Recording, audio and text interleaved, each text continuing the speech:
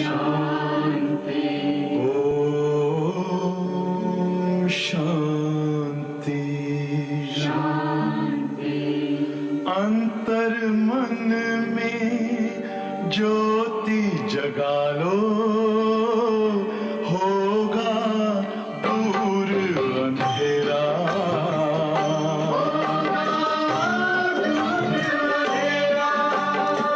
शिव का कर लो ध्यान, आ रहा पावन पुण्य सवेरा।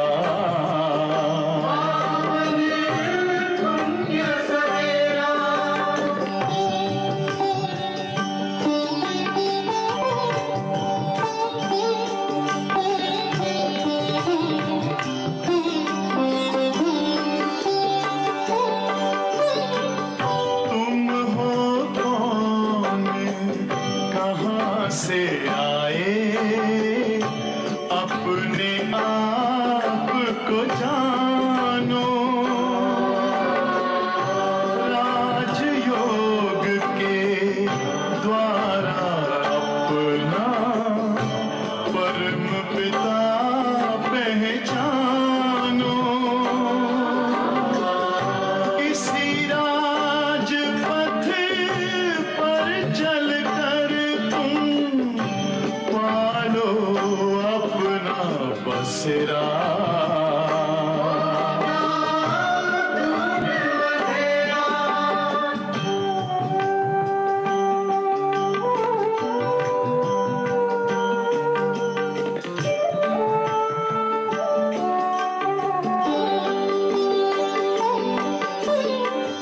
तुम हो आत्मा तन से न्यारे, परमात्मा को प्यारे।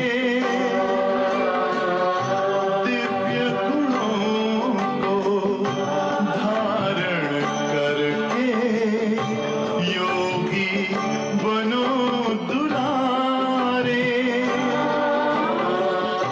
ज्योति बिंदु ही तोड़ेगा ये माया मोह का घेरा।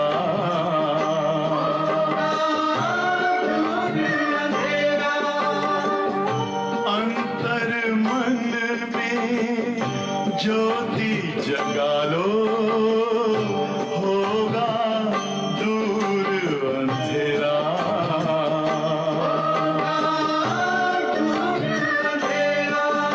ओम शांति, ओम शांति, ओम शांति।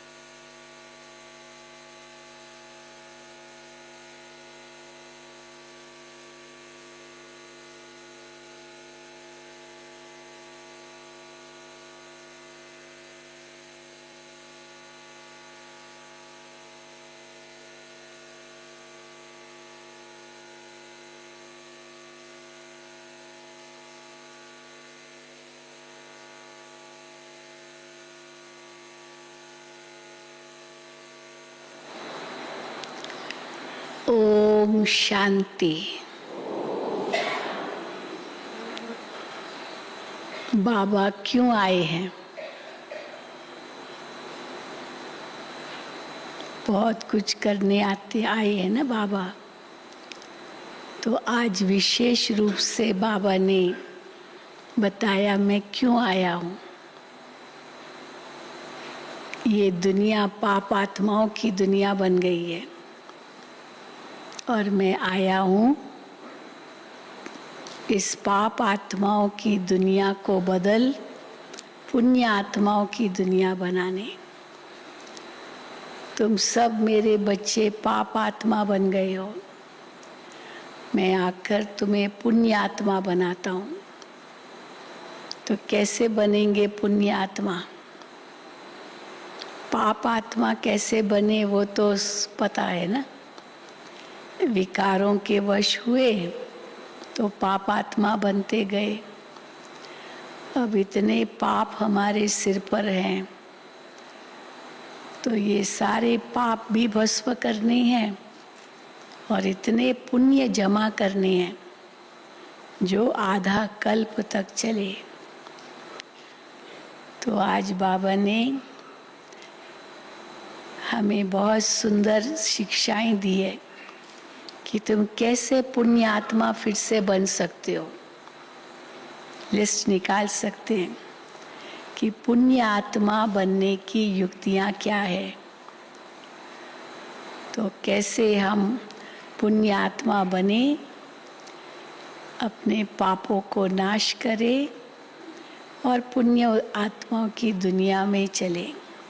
तो आज की सारी मुरली है ही पुण्य आत्मा और पाप आत्मा। तो जहाँ पाप और पुण्य की बात है और भगवान को पुकारते हैं तो कौन सा गीत होगा? इस पाप की दुनिया से कहीं और ले चल, चित चैन जहाँ पाए तू वहीं ले चल। तो भगवान को पुकारते हैं, इस पाप की दुनिया से कहीं ले चलो। तो बाबा आए हैं पाप आत्माओं की दुनिया से पुण्य आत्माओं की दुनिया में ले जाने लिए। तो सुनेंगे बाबा के महावाक्य। आज 22/4/2022 है। मीठे बच्चे, बाबा आया है तुम बच्चों से दान लेने।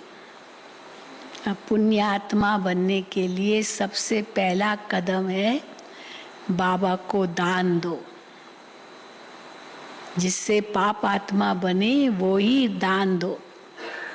पहले तो विकारों का दान दो, इसी से पाप आत्मा बने। बाबा आया है तुम बच्चों से दान लेने।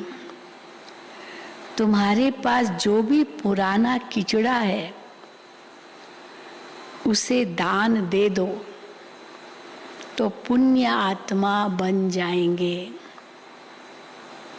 और बहुत कुछ करना है, पर एक पहला कदम ये जो किचड़ा है तुम्हारे अंदर वो बाबा को दे दो तो पुण्य आत्मा बन जाएंगे। प्रश्न है, पुण्य की दुनिया में चलने वाले बच्चों प्रति बाप की श्रीमत क्या है? अगर ये भी याद रहे ना कि हम पुण्य आत्माओं की दुनिया में जा रहे हैं, हम पुण्य आत्मा बन रहे हैं, तो कोई भी पाप का कर्म नहीं करेंगे, हर कर्म पुण्य का ही करेंगे। तो पुण्य की दुनिया में चलने वाले बच्चों प्रति बाप की श्रीमत क्या है? उत्तर, मीठे बच्चे, पुण्य की दुनिया में चलना है। पहले बताया कि किचड़ा दे दो, दान करो। अभी बाबा कहते हैं पुण्य की दुनिया में चलना है तो सबसे ममत्व मिटाओ। देश है, दे के सब संबंधों को भूलो, ममत्व मिटाओ। 5 विकारों को छोड़ो इस अंतिम जन्म में। और क्या करो? इस अंतिम जन्म में ज्ञान चिता पर बैठो, ज्ञान चिता पर बैठो।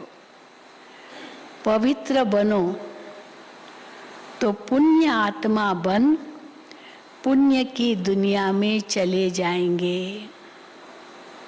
सरल है ना? पुण्य की दुनिया में जाने लिए पुण्य आत्मा कैसे बनेंगे?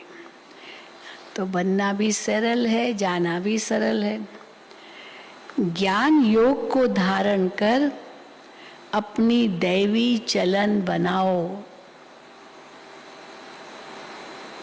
बाप से सच्चा सौदा करो। बाप तुम्हारे से लेते कुछ नहीं है। ये नहीं मुझे सब दे दो, ऐसे बाबा नहीं कहते। बाप तुम्हारे से लेते कुछ नहीं है, सिर्फ ममत्व मिट जाए उसकी युक्ति बताते हैं। कैसे ममत्व मिटेगा उसकी युक्ति बताते हैं। क्या है युक्ति? बुद्धि से सब बाप हवाले कर दो। बाबा ये सब आपका है। हाँ, बाबा कहते हैं ना, मेरे को तेरे में बदलो। अब बाबा रखेगा थोड़ी, बाबा को थोड़ी चाहिए, परम धाम में थोड़ी ले जाएंगे। फिर बाबा कहेंगे रखो अपने पास, पर ट्रस्टी होके संभालो। बुद्धि से सब बाप हवाले कर दो। गीत बजा है, इस पाप की दुनिया से दूर कहीं ले चल। ओम शांति। दुनिया के मनुष्य व रावण राज्य के मनुष्य पुकारते हैं, ये गीत वही पुकारेंगे कि हे पतित पावन आओ, पावन दुनिया अथवा पुण्य की दुनिया में ले चलो। पर गीत बनाने वालों को इन बातों की समझ नहीं है। पाप की दुनिया से ले चलो, कौन सी है पुण्य की दुनिया, ये तो कुछ पता ही नहीं, गीत तो बना दिया। गीत बनाने वालों को इन बातों की समझ नहीं है। पुकारते हैं रावण राज्य से राम राज्य में ले चलो, परंतु अपने को कोई पतित समझते नहीं है। जिसको कहो ना तुम पतित हो, ओ बाप रे, हाँ इतनी क्या क्या गालियां देता रहेगा तो वो तो सिद्ध कर ही रहा है मैं पतित हूँ, लेकिन डायरेक्ट सुनना नहीं चाहेगा। परंतु अपने को कोई पतित समझते नहीं है। अपने बच्चों के पास तो सम्मुख बाप बैठे हैं, राम राज्य में ले चलने के लिए, श्रेष्ठ बनने के लिए श्रीमत दे रहे हैं। भगवानुवाच, राम भगवानुवाच नहीं। आज बाबा ने कहा राम भगवानुवाच नहीं, नहीं तो कृष्ण भगवानुवाच नहीं, शिव भगवानुवाच। आज बाबा कहते हैं राम भगवानुवाच नहीं। भगवान तो निराकार है, निराकारी, आकारी, साकारी, ये तीन दुनियाएं है ना। निराकार परमात्मा, निराकारी बच्चों, कौन है निराकारी बच्चे? आत्माएं। तो निराकारी बच्चों आत्माओं के साथ निराकारी दुनिया में रहने वाले हैं। अभी बाबा आया हुआ है स्वर्ग का राज्य भाग्य देने, हमको पुण्य आत्मा बनाने। क्यों आया हुआ है? स्वर्ग का राज्य भाग्य देने, पुण्य आत्मा बनाने। राम राज्य माना दिन, रावण राज्य माना रात। ये बातें और कोई नहीं जानते, तुम्हारे में भी कोई विरला जानते हैं। इस ज्ञान के लिए भी पवित्र बुद्धि चाहिए।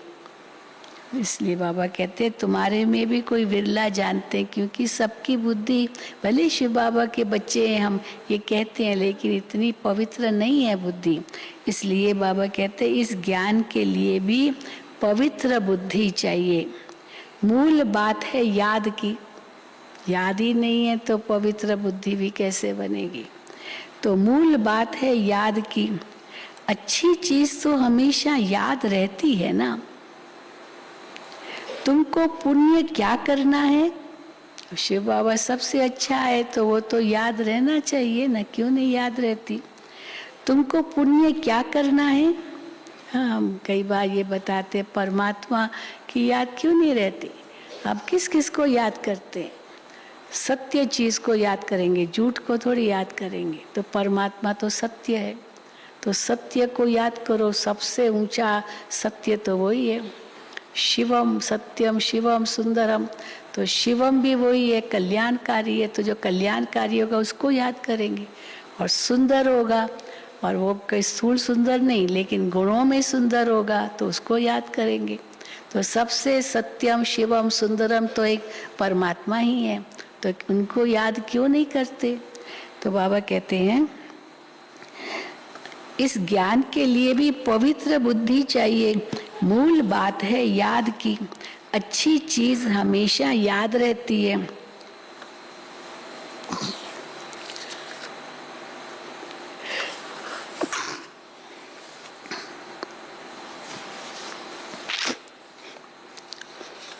अच्छी चीज हमेशा याद रहती है।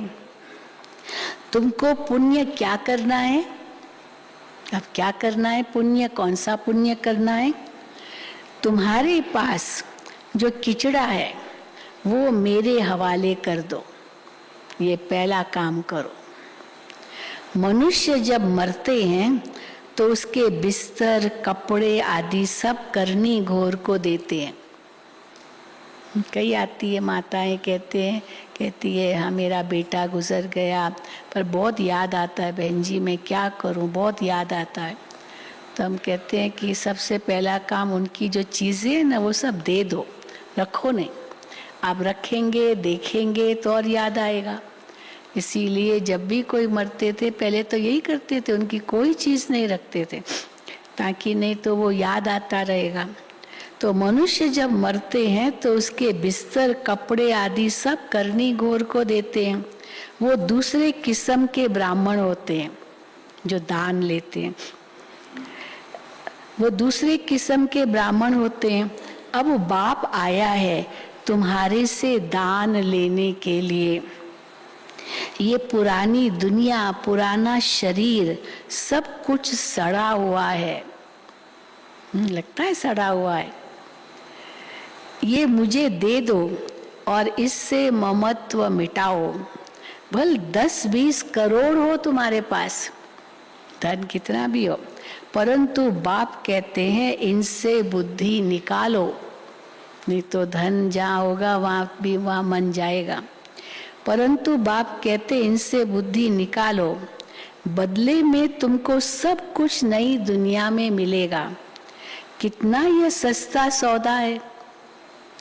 बाप कहते हैं जिनमें मैंने प्रवेश किया उसने सब सौदा किया ना। ब्रह्मा बाबा को कहा सब माताओं के हवाले कर दो, उनके नाम पर विल कर दो, जो भी आपका है। तो ब्रह्मा बाबा ने सोचा थोड़ी, सब कर दिया जो शिव बाबा ने कहा। उनसे सब सौदा किया। हाँ, जिनमें मैंने प्रवेश किया उसने सब सौदा किया। अब देखो उसके बदले कितना राज्य भाग्य मिलता है। कुमारियों को तो कुछ देना ही नहीं है ही नहीं कुमारियों के पास। इसलिए बाबा कहते हैं जो पुरुष होते हैं उनको अभिमान होता है बाप की प्रॉपर्टी बेटे को मिलेगी, बेटी को तो नहीं। कुमारियों को तो कुछ देना ही नहीं है। वर्षा के मिलता है बच्चों को, बेटों को, तो उनको मिल्कियत का नशा रहता है। आजकल स्त्री को हाफ पार्टनर भी थोड़ी बनाते हैं।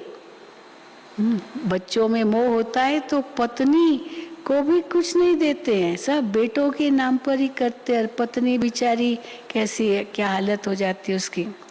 आजकल स्त्री को हाफ पार्टनर थोड़ी बनाते हैं, सारा बच्चों को ही दे देते हैं, बेटों को। पुरुष मर जाता है तो स्त्री को कोई पूछता भी नहीं है। सचमुच अगर पति मर गया ना तो कोई उसको पूछता भी नहीं है, बेटे भी नहीं पूछते, तो स्त्री को कोई पूछता भी नहीं। यहाँ तो तुम बाप से फुल वर्षा लेते हो, चाहे बेटा हो चाहे बेटी हो, सबको बाबा से पूरा वर्षा मिलता है। यहाँ तो कोई मेल फीमेल का सवाल ही नहीं, सब वर्षे के अधिकारी हैं। माताओं कन्याओं को तो और ही हक जास्ती मिलता है। वंदे मातरम भगवान खुद आकर कहते हैं माताओं कन्याओं को तो और ही हक जास्ती मिलता है, क्योंकि कन्याओं का लौकिक बाप के वर्षे में ममत्व नहीं है, तो बाबा माताओं को और आगे करता है। वास्तव में तुम सब कुमार कुमारियां हो गए, सब कुमार कुमारियाँ, माताएं भी क्या समझे, हम ब्रह्मा कुमारियाँ हैं, तो सब कुमार कुमारियाँ हो गई। बाप से कितना वर्षा पाया है, एक कहानी है। अब शिव बाबा से कितना वर्षा पाया है, एक कहानी है। वो कहानी सुनी होगी आपने। एक कहानी है, राजा ने बच्चियों से पूछा किसका खाती हो, तो एक ने कहा अपना भाग्य का खाती हूँ। राजा की 4 बेटियां थी, तो एक एक से पूछा तुम किसका खाती हो, तो 3 बेटियों ने तो कहा पिताजी हम तो आपका खाते हैं। लेकिन एक बेटी ने कहा नहीं मैं तो अपना भाग्य खाती हूँ। तो उस बेटी पर गुस्सा आ गया, उसको निकाल दिया राज्य से।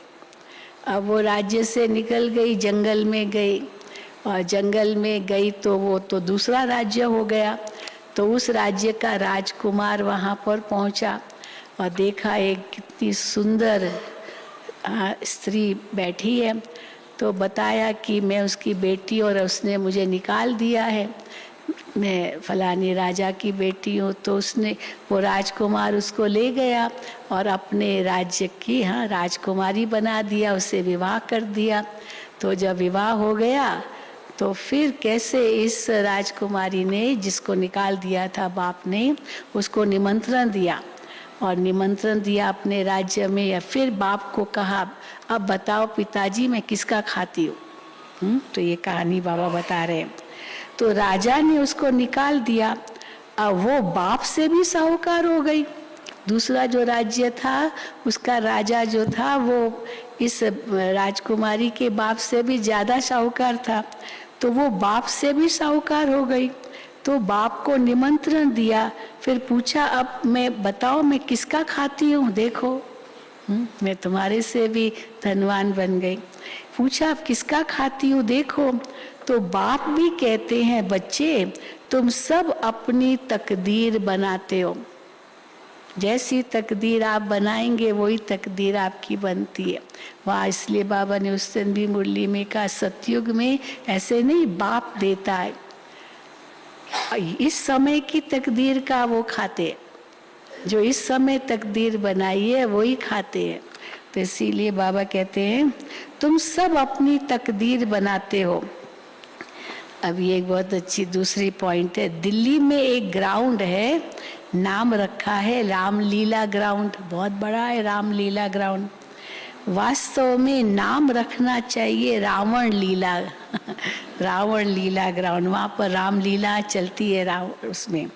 तो वास्तव में नाम रखना चाहिए रावण लीला, क्योंकि इस समय सारे विश्व में रावण लीला ही चल रही है ना, लड़ते झगड़ते रहते हैं तो रावण लीला ही चल रही है। बच्चों को रामलीला ग्राउंड लेकर उसमें चित्र लगाने चाहिए। अब ये मुरली तो 69 से पहले की है, तो इसीलिए इस मुरली से प्रेरणा ली थी। और 73 में रामलीला मैदान में बहुत बड़ा मेला लगाया था, ज़बरदस्त मेला था। और रामलीला मैदान की ये विशेषता है कि वहाँ कोई भी दूसरे देश के राष्ट्रपति आते तो उनका प्रोग्राम वहीं रखते। अब हम लोगों को मिल तो गया और खूब स्टॉल्स लगाए थे, सब तरफ के स्टॉल्स लगाए थे, हर एक स्टेट के स्टॉल्स लगाए थे और सबको निमंत्रण दिया था। एक एक स्टेट को कहा था, जोन थे कि आप अपना अपना गेट बना के लाओ, आपका जो अपना आपकी जो संस्कृति है आपके जोन की राज्य की उसका वो गेट बना के लाओ और एग्जीबिशन बना, बहुत कुछ किया। और अचानक ऑर्डर आ गया गवर्नमेंट का कि वह राष्ट्रपति रशिया का आ रहा है, वो ब्रिजनेव था उस समय, वो आ रहा है इसीलिए ये मैदान चाहिए। अब इतनी तैयारी हो गई और अभी कैसे मैदान देंगे, इतना सब हो गया। तो उस समय दादी जी ने कहा सब योग लगाओ, सब योग लगाओ। तो सारी रात बैठ के योग लगाया। और फिर जब सवेरे वो गवर्नमेंट के ऑफिसर्स आए देखने की ये ग्राउंड चाहिए, तो देखा जो ओपनिंग मॉडल था उसमें श्री लक्ष्मी, सरस्वती और दुर्गा, ये 3 देवियाँ थी। वो कलकत्ता से आए थे कारीगर और कपड़े पर वो ओपनिंग मॉडल बनाया था। तो वो जब आए देखने तो कहा ये तो मंदिर है। अब मंदिर को तो तोड़ेंगे नहीं, तो जाके इंदिरा गांधी को बताए तो वहाँ तो इन्होंने इतना अच्छा सुंदर मंदिर बना दिया है, अब कैसे इनको तोड़ेंगे, कैसे प्रोग्राम रखेंगे। फिर आखिर इंदिरा गांधी ने फाइनल किया कि दूसरा ग्राउंड लेंगे, तो गवर्नमेंट भी हिल गई और कैसे अब ग्राउंड चेंज किया, पर ब्रह्मा कुमारियों का नहीं लिया। तो ये बाबा बताते हैं, मतलब रामलीला ग्राउंड याद आया बाबा को, पर बच्चों ने ये प्रोग्राम किया था उसमें रामलीला में। तो बच्चों को रामलीला ग्राउंड लेकर उसमें चित्र लगाने चाहिए, बड़ा मेला किया था।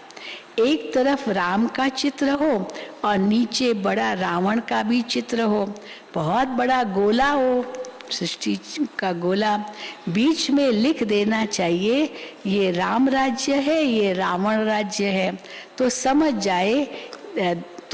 जाए देवताओं की देखो कितनी महिमाएं, सर्वगुण संपन्न 16 कला संपूर्ण, आधा कल्प है कलयुगी भ्रष्टाचारी रावण राज्य, उसमें सभी आ जाते हैं। अब रावण राज्य का अंत तो राम ही करेंगे, कौन करेगा रावण राज्य का अंत? राम ही करेगा। इस समय राम लीला है नहीं, सारी दुनिया में रावण लीला चल रही है। राम लीला होती है सतयुग में।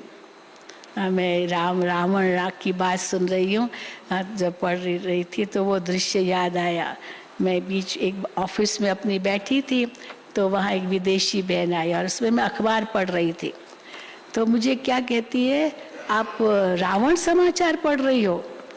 तो मैं तो अखबार पढ़ रही थी, तो रावण समाचार पढ़ रही हो, ये तो सारा रावण समाचार है, तो क्या रावण समाचार पढ़ रही हो? तो ज़रूर हम बिल्कुल कहेंगे ना, आजकल की अखबारों में भी जो न्यूज़ आती सारी बुरी न्यूज़ ही पहले आएगी, good news is no news, हाँ ऐसे ही कहते हैं। तो इसलिए रावण समाचार ही है। तो बाबा कहते हैं इस समय राम लीला है नहीं, सारी दुनिया में रावण लीला है। राम लीला कब होती है? हाँ, सतयुग में, वहाँ वो सच्ची राम लीला है। लेकिन सभी अपने को बड़ा अक्लमंद समझते हैं, श्री श्री का टाइटल रखाते हैं। ये टाइटल तो है निराकार परम पिता परमात्मा का, जिस द्वारा श्री लक्ष्मी श्री नारायण भी राज्य पाते हैं। श्री श्री टाइटल शिव बाबा का है, जिनसे श्री टाइटल देवताओं को मिलता है। अब बाबा आया है तुमको भक्ति रूपी अंधकार से छुड़ाकर सोझरे में ले जाते हैं। जिनमें ज्ञान योग होगा उनकी चलन भी दैवी होगी। अगर दैवी चलन नहीं, कुछ अपशब्द निकलते हैं, पता नहीं क्या क्या शब्द निकलते हैं मुख से, इसका मतलब बाबा कहते ज्ञान योग भी नहीं है उसको। अगर ज्ञान योग होगा तो ऐसे शब्द नहीं निकलेंगे उनके मुख से। जिनमें ज्ञान योग होगा उनकी चलन भी दैवी होगी। आसुरी चलन वाले किसका भी कल्याण नहीं कर सकते। अंडरलाइन, आसुरी चलन वाले किसका भी कल्याण नहीं कर सकते। झट मालूम पड़ जाता है कि इसमें आसुरी गुण है या दैवी गुण। अभी तक कोई संपूर्ण तो बना नहीं है, अभी बनते जाते हैं। तो बाबा तो दाता है, तुमसे क्या लेंगे? जो कुछ लेते हैं वो तुम्हारी सेवा में लगा देते हैं। जो कुछ भी हम बच्चे देते हैं तो बाबा के घर में सेवा में ही लगता है। कितने देखो सासान बने हैं, हम तो देखते हैं शांतिवन में जितने सारे कॉम्प्लेक्सेस बने, लेकिन सब यूज हो रहे हैं, सब यूज हो रहे हैं, सब में सेवाएं चल रही। इतनी सेवा बढ़ गई है और भी इतनी डिमांड है, जो बात मत पूछो। तो ये सब कैसे बना? धन बाबा के बच्चों ने ही दिया है। तो बाबा कहते हैं बाबा कहते हैं अभी तक कोई संपूर्ण तो है नहीं, अभी बनते जाते हैं। तो बाबा तो दाता है, तुमसे क्या लेंगे? जो कुछ लेते हैं वो तुम्हारी सेवा में लगा देते हैं। बाबा ने इनको भी सरेंडर करवाया, ब्रह्मा बाबा को। भट्ठी बनानी है, बच्चों की पालना करनी है, हाँ, शिव बाबा ने उनको कहा भट्ठी बनानी है, बच्चों की पालना करनी है। कैसे सब भाग कर आए थे शुरू में हैदराबाद सिंध में, बच्चों की पालना करनी है। अब पैसे बिगर इतनों की पालना कैसे होगी? पहले बाबा ने इनको अर्पण कराया, शिव बाबा ने ब्रह्मा बाबा को पहले अर्पण कराया, फिर जो आए उनको भी अर्पण करवाया। परंतु सभी की एक रस अवस्था तो बनी नहीं, कई तो भागंती हो गए। एक रस अवस्था तो बनी नहीं, बहुत चले भी गए। बिल्ली के पूंगरों की कहानी, वो लाखा भवन की कहानी आती है। पांडवों को वहां रखा, पर पांडव तो कैसे रात कोई कैसे निकल गए, सुरंग बनाई और निकल गए, वो तो थे नहीं, और आग लगा दी कौरवों ने, तो सब जल गया। लेकिन वो बिल्ली के पुंगरे थे, वहाँ वो भट्ठी जल रही थी, आग तो वहाँ ही वो सुरक्षित थे, वो बच गए, बाकी सब जल गया। तो बाबा कहते हैं बहुत चले भी गए।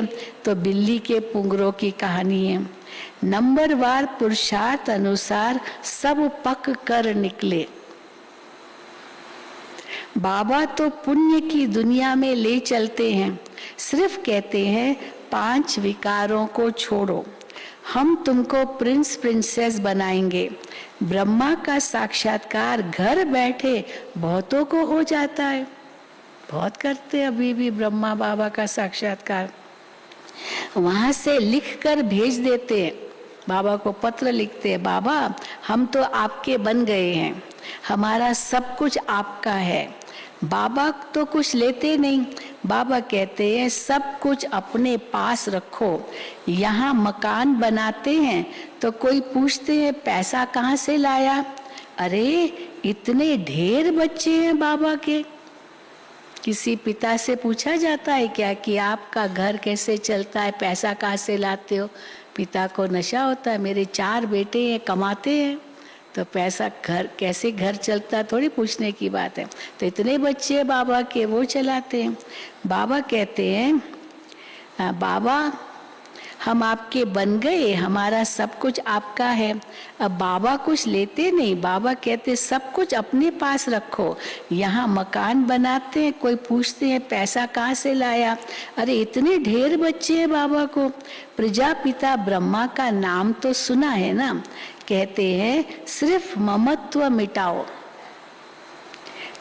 तुम्हें वापस जाना है, बाबा को याद करो। हमको भगवान पढ़ाते हैं तो खुशी का पारा चढ़ा रहना चाहिए। लक्ष्मी नारायण को तो भगवान नहीं कहेंगे, उनको क्या कहेंगे? देवी देवता।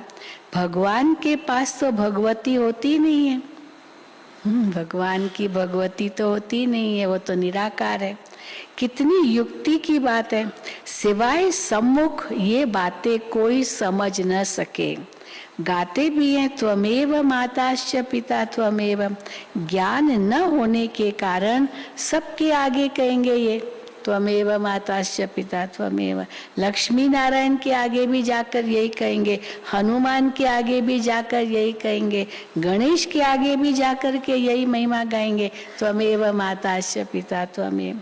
अरे वो तो साकारी थे, उनको तो अपने बच्चे ही माता पिता कहेंगे ना। जो साकारी होंगे, उनके जो अपने बच्चे होंगे वही उनको माता पिता कहेंगे। ऐसे थोड़ी है कि वो सबके माता पिता है। तुम उनके बच्चे हो कहाँ? तुम तो रावण के राज्य में हो। ये ब्रह्मा भी माता है। इन द्वारा बाबा कहते हैं तुम मेरे बच्चे हो। परंतु माताओं कन्याओं को संभालने वाली माता चाहिए।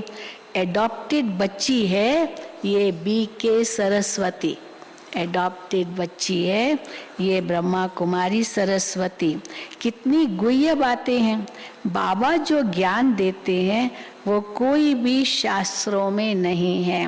भारत का एक मुख्य शास्त्र है गीता, उसमें ज्ञान की पढ़ाई की बातें हैं, ज्ञान की बातें, पढ़ाई की बातें उसमें चरित्र की कोई बात नहीं है। चरित्र है तो भागवत में है, तो बाबा कहते हैं उसमें चरित्र की कोई बात नहीं। गीता में ज्ञान से ही तो मर्तबा मिलता है। तो ज्ञान होगा तभी तो पद पाएंगे। अब बाबा जादूगर है ना, जादूगर। तुम गाते हो रत्नागर जादूगर सौदागर। हाँ, पहले वो रत्नागर है, फिर सौदागर है, सौदा करता उन रत्नों का, फिर जादूगर है, जादूगिरी से कैसे सृष्टि बदल देता है। तुम गाते हो रत्नागर जादूगर, तुम्हारी झोली भरती है स्वर्ग के लिए। साक्षात्कार तो भक्ति मार्ग में भी करते हैं, परंतु उनसे कुछ लाभ नहीं। लिखेंगे पढ़ेंगे तो होंगे नवाब, लिखेंगे पढ़ेंगे पढ़ाई करेंगे तब स्वर्ग के राजा बनेंगे। साक्षात्कार से तुम कोई साक्षात्कार से तुम कोई वो बन गए क्या? ऐसे तो नहीं है कि साक्षात्कार किया और राजा बन जाएगा। साक्षात्कार तो मैं कराता हूँ, पत्थर की मूर्ति थोड़ी साक्षात्कार कराएगी। नौधा भक्ति में भावना तो शुद्ध रखते हैं, जिसकी भक्ति करते हैं वो तो मूर्ति है, परंतु भावना होती है तो साक्षात्कार होता है। नवधा भक्ति में भावना तो शुद्ध रखते हैं, उनका उजूरा मैं देता हूँ, उस भावना का फल मैं देता हूँ, उनका उजूरा मैं देता हूँ। परंतु तमो प्रधान तो बनना ही है, चाहे कितना भी साक्षात्कार कर ले, तमो प्रधान तो बनना ही है। मीरा ने साक्षात्कार किया परंतु ज्ञान तो कुछ भी नहीं था उसको। मनुष्य तो दिन प्रतिदिन तमो प्रधान होते जाएंगे। अभी तो सभी मनुष्य पतित हैं, गाते भी हैं हमें ऐसी जगह ले चलो जहाँ सुख चैन मिले। आत्मा गाती है, परमात्मा को कहती है हमें ऐसी जगह ले चलो जहाँ सुख चैन मिले। अब तुम भारतवासियों को सतयुग में बहुत सुख था। सतयुग का नाम बाला है ना, स्वर्ग भारत में ही था, परंतु समझते नहीं हैं। ये भी जानते हैं भारत ही प्राचीन था, स्वर्ग था, वहाँ कोई और धर्म था ही नहीं, केवल एक ही धर्म था, आदि सनातन देवी देवता धर्म। अभी भी कहते हैं सनातन धर्म था, वो सबसे प्राचीन था और धर्म सब उसमें से निकले, लेकिन सनातन केवल कहते हैं, देवी देवता शब्द नहीं कहते, फिर हिंदू जोड़ देते, परंतु है तो सनातन देवी देवता धर्म। तो बाबा कहते हैं वहाँ कोई और धर्म नहीं था। ये सब बातें बाप ही समझाते हैं। तुम सभी अब श्रवण कुमार और कुमारियां बनते हो। अब श्रवण कुमार ने क्या किया, अपने माता पिता को वो कवाठी में बिठाया है ना, वो दिखाते, एक पलड़े में माँ बैठी, एक दूसरे में बाप बैठा और उनको यात्रा कराने ले गया था। तो देखो बाबा क्या कहते हैं, तुम सभी अब श्रवण कुमार कुमारियां बनते हो। तुम सबको ज्ञान की कवाठी यानी कावड़ पर बिठाते हो, ज्ञान के कावड़ पर सबको बिठाते हो। हाँ, सबको शिव बाबा का परिचय देते हो। तुमको सब मित्र संबंधियों को ज्ञान दे उठाना है, सबका उद्धार करना है। बाबा के पास युगल भी आते हैं। आगे तो जिस्मानी ब्राह्मण से हथियाला बंधवाते थे, अभी तुम रूहानी ब्राह्मण काम चिता का हथियाला तोड़ते हो। ज्ञान चिता पर बैठे तो काम चिता का हथियाला तोड़ते हैं। बाबा के पास आते हैं तो बाबा पूछते हैं, अब युगल आए बाबा के पास तो बाबा उस युगल से पूछते हैं, स्वर्ग में चलेंगे? स्वर्ग में चलेंगे? दोनों चलेंगे स्वर्ग में? कोई कहते हैं हमको स्वर्ग तो यहाँ ही है, हमको तो यही स्वर्ग है, हमको कौन सा दूसरा स्वर्ग चाहिए, यही स्वर्ग है हमारे लिए। अरे ये अल्पकाल का स्वर्ग है, थोड़ा सा धन ज्यादा मिला माना समझते हम स्वर्ग में। अरे ये अल्पकाल का स्वर्ग है, मैं तुमको 21 जन्मों के लिए स्वर्ग दूंगा, परंतु पहले पवित्र रहना पड़ेगा। हाँ, पहले तो जब कहते 21 जन्मों के लिए स्वर्ग रहना दूंगा, तो कहते हाँ बाबा चलूंगा। फिर बाबा कहते हैं बस, हाँ, फिर बाबा कहते हैं परंतु पहले पवित्र रहना पड़ेगा, तभी तो स्वर्ग में जाओगे। बस ये बात बाबा ने कही तो ढीले पड़ जाते। ये मुश्किल है। हाँ, अरे बेहद का बाप कहते हैं तो ये अंतिम जन्म ज्ञान चिता पर बैठो। अब पति तो माना नहीं, कहा मुश्किल है। फिर पत्नी से पूछा बाबा ने, तो पत्नी देखो क्या कहती है। तो देखा जाता है स्त्रियां झट आ जाती है। वो तो कहती हाँ बाबा हम ज्ञान चिता पर बैठ कर के हम स्वर्ग का मालिक बनेंगे। अब स्त्री तो कहेगी हाँ। फिर कोई तो स्त्री ये कहती है, क्या कहती है, पति परमेश्वर को नाराज कैसे करूं। हाँ, पति ने तो माना नहीं, दोनों माने तब बात सही है। तो पत्नी को अच्छा भी लगता है, पवित्रता अच्छी लगती है, लेकिन पति परमेश्वर है। जब विवाह किया तो यही वायदा किया, ये परमेश्वर है, यही हमारा सब कुछ है, तो उनको नाराज कैसे करूं। तो इसलिए पतित बनना है, बनते हैं। कोई फिर कहती है पति परमेश्वर को नाराज कैसे करें। अब बाबा के बने तो कदम कदम पर श्रीमत पर चलना पड़े। अब बाबा आया है स्वर्ग का मालिक बनाने, पवित्र बनना तो अच्छा है, कुल कलंकित मत बनो। अंडरलाइन, कुल कलंकित मत बनो। बाप कहेंगे ना, लौकिक बाप भी हाँ, अगर कुल कलंकित बनता है, कुछ गलत काम करता है, तो लौकिक बाप भी चमाट मारेगा, ये तुमने क्या किया, तुम्हारे हमारे खानदान का नाम बदनाम किया। हाँ, पिता तो कहेगा ना। लौकिक बाप तो चमाट भी मारेंगे। अब मम्मा तो मीठी होती है, माँ ऐसे नहीं करेगी, बाप मारेगा गुस्से में आकर, तुमने हमारे खानदान का नाम बदनाम किया।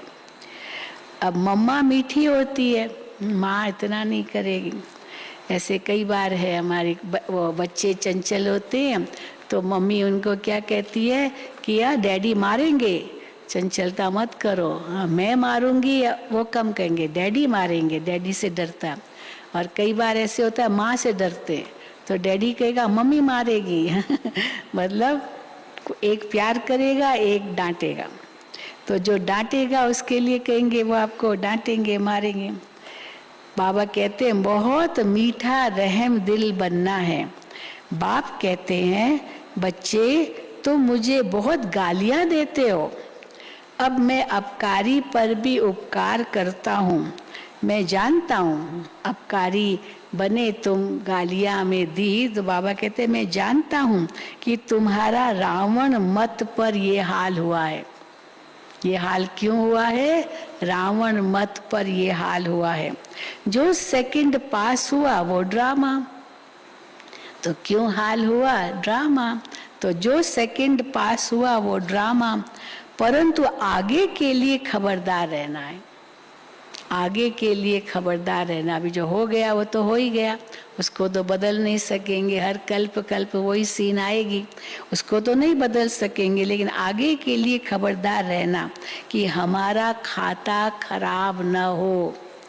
हर एक को अपनी प्रजा भी बनानी है, प्रजा बनानी, और क्या बनाना है?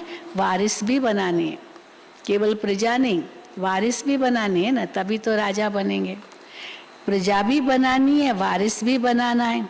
मुरली कोई मिस नहीं करनी चाहिए, कोई पॉइंट्स मिस न हो जाए, इसलिए कोई मुरली मिस नहीं करनी चाहिए। अच्छे अच्छे ज्ञान रत्न निकल जाए और सुने नहीं।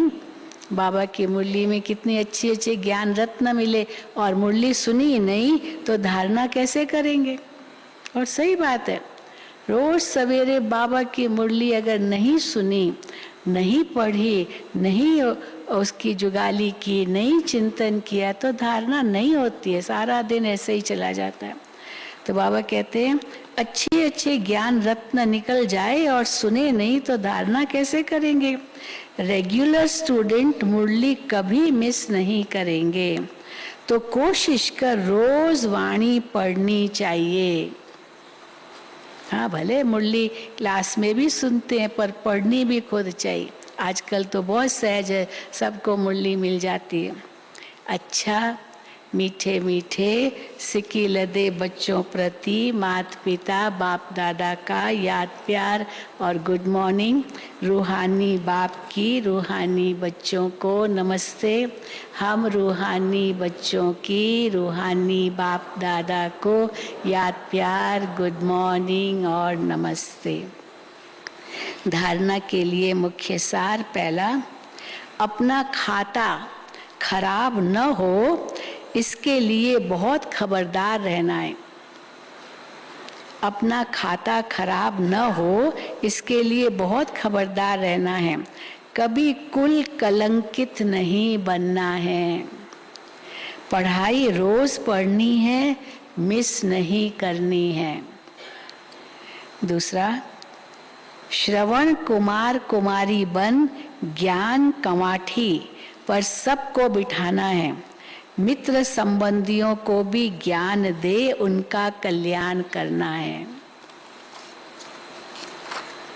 वरदान, अपने ऑक्यूपेशन की स्मृति द्वारा, क्या है हमारा ऑक्यूपेशन, वो स्मृति में रहे। अपने ऑक्यूपेशन की स्मृति द्वारा मन को कंट्रोल करने वाले राजयोगी भव। अपने ऑक्यूपेशन की स्मृति द्वारा मन को कंट्रोल करने वाले राजयोगी भव। अमृत वेले तथा सारे दिन में बीच बीच में अपने ऑक्यूपेशन को स्मृति में लाओ। क्या ऑक्यूपेशन है हमारा? कि मैं राजयोगी हूँ, ये हमारा ऑक्यूपेशन है, ये धंधा है हमारा। ऑक्यूपेशन माना धंधा। मैं राजयोगी हूँ। राजयोगी की सीट पर सेट होकर रहो। राजयोगी माना राजा, उसमें कंट्रोलिंग और रूलिंग पावर होती है। राजा में कंट्रोलिंग और रूलिंग पावर होती है। वो 1 सेकंड में मन को कंट्रोल कर सकते हैं। वो कभी अपने संकल्प, बोल और कर्म को व्यर्थ नहीं गंवा सकते। अगर चाहते हुए भी व्यर्थ चला जाता है तो उसे नॉलेजफुल व राजा नहीं कहेंगे। स्लोगन, स्व पर राज्य करने वाले ही सच्चे स्वराज्य अधिकारी है। स्व पर राज्य करने वाले ही सच्चे स्वराज्य अधिकारी हैं। अब मातेश्वरी जी के अनमोल महावाक्य है, बहुत सुंदर, वो भी सुनेंगे। मम्मा की मुरली। इस अविनाशी ज्ञान पर अनेक नाम धरे हैं। इस ज्ञान के कई नाम हैं, मम्मा ने नाम गिनाए हैं। इस अविनाशी ईश्वरीय ज्ञान पर अनेक नाम धरे गए हैं, माना रखे गए हैं। कोई इस ज्ञान को अमृत कहते हैं, कोई ज्ञान को अंजन भी कहते हैं। ज्ञान अंजन सतगुरु दिया, अज्ञान अंधेर विनाश। अंजन माना ये सुरमा डालते हैं आंखों में, जो अंजन डालते हैं। कोई ज्ञान को अंजन भी कहते हैं। गुरु नानक ने कहा ज्ञान अंजन गुरु दिया। कोई ने फिर ज्ञान वर्षा भी कहा, ज्ञान को वर्षा से भेंट करते हैं, क्योंकि इस ज्ञान से ही सारी सृष्टि सब्ज बन जाती है, हरी भरी बन जाती है। जो भी तमो प्रधान मनुष्य है वो सतोगुणी मनुष्य बन जाते हैं इस ज्ञान से, और ज्ञान अंजन से अंधियारा मिट जाता है। इसी ज्ञान को फिर अमृत भी कहते हैं। कितने नाम गिनाए मम्मा ने। इसी ज्ञान को फिर अमृत भी कहते हैं, जिससे जो मनुष्य 5 विकारों की अग्नि में जल रहे हैं उनसे ठंडे हो जाते हैं। अमृत डालते हैं। देखो गीता में परमात्मा परमात्मा साफ कहते हैं कामेशु क्रोधेशु। उसमें भी पहला मुख्य है काम विकार, जो ही 5 विकारों में मुख्य बीज है। बीज होने से फिर क्रोध, लोभ, मोह, अहंकार आदि सब पैदा होता है। उससे मनुष्य की बुद्धि भ्रष्ट हो जाती है। अब उसी बुद्धि में ज्ञान की धारणा होती है। जब ज्ञान की धारणा पूर्ण बुद्धि में हो जाती है, तभी विकारों का बीज खत्म हो जाता है। बाकी सन्यासी तो समझते हैं विकारों को वश करना बड़ी कठिन बात है। अब ये ज्ञान तो सन्यासियों में है ही नहीं, तो ऐसी शिक्षा देवे कैसे? सिर्फ ऐसे ही कहते हैं। हाँ, वो सन्यासी ये शिक्षा नहीं दे सकते हैं कैसे घर गृहस्थ में रहकर पवित्र रहो। तो ऐसी शिक्षा देवे भी वो कैसे? सिर्फ ऐसे ही कहते हैं कि मर्यादा में रहो। हाँ, कई कहते हैं सन्यासी अपने शिष्यों को कि चलो साल में एक बार, दिखाते कहानी बताते कि जब गुरु ने कहा साल में एक बार ही विकारी बनना बस, तो वो शिष्य आ गया वापस। तो एक ही बार से तो तृप्ति नहीं होती है, तो कहा कि अच्छा महीने में एक बार। तो कहा अच्छा महीने में, तो वो भी फिर वापस आया, एक महीने में एक बार भी तृप्ति नहीं होती है। फिर कहा अच्छा हफ्ते एक बार, हफ्ते में। फिर आ गया हफ्ते में एक बार भी तृप्ति नहीं होती है। तो फिर उस सन्यासी ने कहा अच्छा जाओ रोज विकारी बनो, लेकिन पहले अपनी जो है ना कब्र खोद दो, क्योंकि आप जितना विकारी बनते जाएंगे ना उतना आप मौत के नजदीक जा रहे हो। तो इसीलिए बाबा कहते हैं सिर्फ ऐसे ही कहते हैं कि मर्यादा में रहो, ऐसे नहीं कहते कि पवित्र रहो, पर मर्यादा में रहो। परंतु असूल मर्यादा कौन सी थी? असूल मर्यादा, वो मर्यादा तो आजकल टूट गई है। कहाँ वो सतयुगी त्रेता युगी देवी देवताओं की मर्यादा, जो गृहस्थ में रहकर कैसे निर्विकारी प्रवृत्ति में रहते थे, अब वो सच्ची मर्यादा कहाँ है? आजकल तो उल्टी विकारी मर्यादा पालन कर रहे हैं।